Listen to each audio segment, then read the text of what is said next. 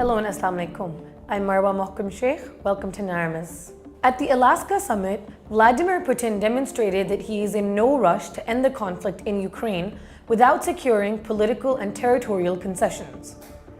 Russia's slow but steady gains on the battlefield, coupled with Ukraine's exhausted manpower and reliance on Western lifelines, have shifted the balance in Moscow's favor.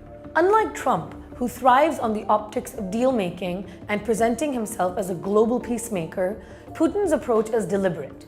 He is crafting a detailed peace plan, not a temporary ceasefire, in order to extract binding guarantees.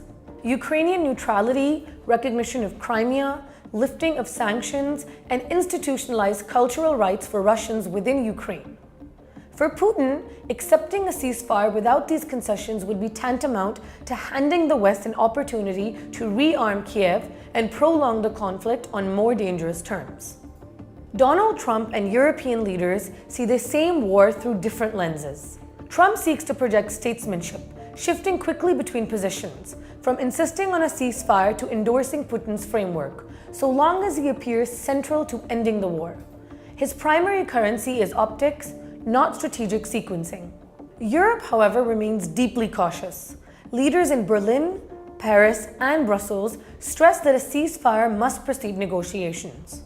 Without halting hostilities, they fear Putin will dictate terms from the battlefield. Yet this insistence on a ceasefire is precisely what Moscow views as a Western trap, a chance to buy time, rebuild Ukrainian defenses, and reset the military balance. This divergence between Trump's theatrical diplomacy and Europe's sequencing logic reveals cracks in the Western alliance that Putin can exploit. Europe's strategy rests on a paradox. On the one hand, it wants immediate peace to reduce refugee flows, contain economic shocks, and prevent escalation on its doorstep. On the other, by arming Ukraine and rejecting premature concessions, Europe effectively commits itself to sustaining the war if Moscow refuses a ceasefire. This gamble carries immense risks. Ukraine may hold out longer with Western weapons, but the war could metastasize into Europe itself.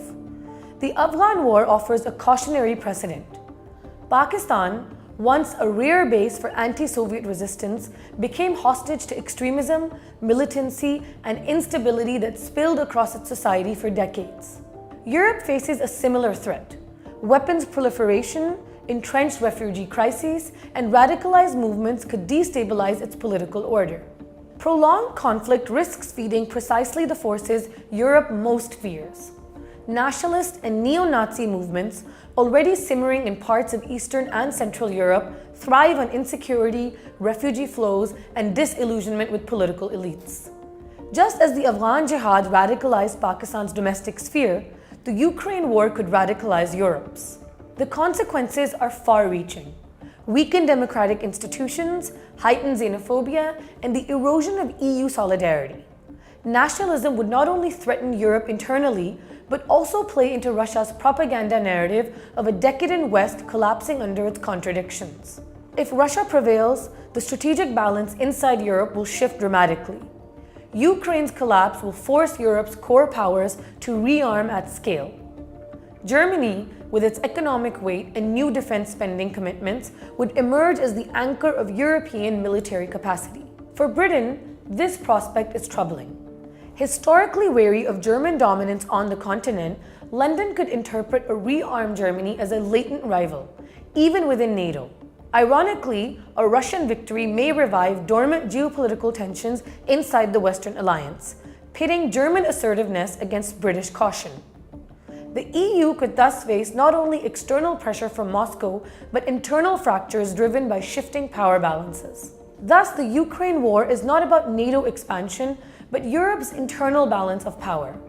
The real question is whether the US and UK will permit Russian oil and gas to return to Europe. Cheap energy once powered German industry, giving Berlin dominance and the prospect of independence. Washington cannot afford an autonomous Europe, while London seeks to block any continental hegemon. Germany wants energy restored for survival. France, less reliant, tolerates the cutoff to restrain Berlin. For Putin, energy trade is leverage, but land is non-negotiable. Crimea and Donbass are strategic depth, not chips to exchange. Putin's battlefield strength, Trump's performative diplomacy, and Europe's conditional strategies have created a dangerous equilibrium. Europe demands a ceasefire first, but Moscow sees it as a trap. Trump seeks headlines, not sequencing. Ukraine is exhausted, yet cannot afford defeat. The longer this contradiction persists, the greater the danger for Europe itself. Refugee crises, the rise of radical nationalism, and internal fractures over Germany's role. As Afghanistan destabilized Pakistan for decades, so too could Ukraine's war destabilize Europe, unless Western leaders find a path that addresses not only Ukraine's sovereignty, but also Europe's own survival as a coherent, democratic bloc. What are your thoughts? Let us know in the comments below. Until next time, Allah Hafiz.